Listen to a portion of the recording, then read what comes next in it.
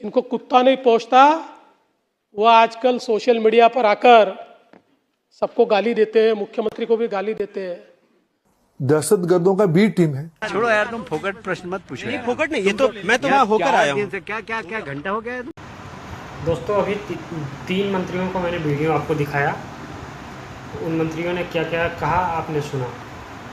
आज एक अजीब सा सवाल है, क्या इस देश में सवाल पूछना अब लोकतंत्र का अधिकार है या देशभक्ति की परीक्षा? अगर मंत्री से सवाल पूछो तो जवाब कम लेवल ज़्यादा मिलते हैं। कोई प्रदर्शन करे तो उसे दहशतगर्दों की बी टीम बता दिया जाता है। एथेनॉल पर नीति पर सवाल पूछो तो कहा जाता है कि आप मेरे खिलाफ पेड कैंपेन चला रहे हैं। किसी दुखद घटना पर जवाब मांगो तो बयान ऐसा सुनने को मिलता है जो लोगों को और आहत कर देता है। कैलाश विजयवर्गीय का आपने बयान सुना, उनसे जब किसी पत्रकार ने पूछा तो उन्होंने कैसा जवाब दिया। किसी मुख्यमंत्री से तीखा सवाल पूछो तो बहस मुद्दे पर कम, सवाल पूछने वालों की औकात पर ज़्यादा पहुंच जाती है।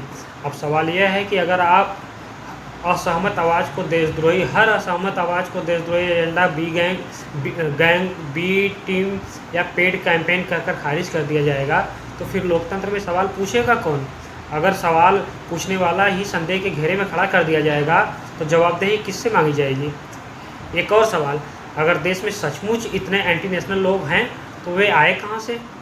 क्या वे अचानक पैदा हो गए या फिर हर आलोचक को एक ही नाम दे देना आसान हो गया?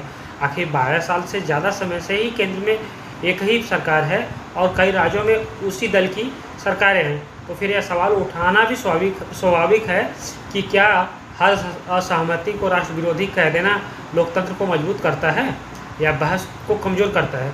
लोकतंत्र में नागरिक का काम सिर्फ थाली बजाना नहीं होती है। ज़रूरत पड़ने पर सवाल पूछना भी है, क्योंकि सवाल सरकार से पूछा जाए, सवाल सरकार से ही पूछा जाएगा, विपक्ष तो पूछा नहीं जाएगा क्योंकि सरकार सत्ता में है।